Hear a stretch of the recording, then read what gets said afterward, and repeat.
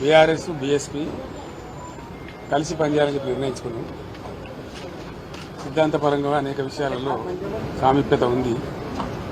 మేము అమలు చేసినటువంటి దళిత బంధు కానీ, దళిత సంక్షేమానికి ఇచ్చినటువంటిది కానీ, రెసిడెన్షియల్ పాఠశాలలు కానీ, ఇంకా చాలా విషయాలలో బలహీనల గురించి, వీకర్ సెక్షన్ గురించి పనిచేసిన చరిత్ర ఉంది. కాబట్టి దాన్ని అనుసరించుకొని ఒక ప్రతిపాదన వస్తే ఇద్దరం కలిసి ఈరోజు చర్చించడం నేను ప్రవీణ్ గారు వారు హైకమాండ్ కూడా మాట్లాడింది.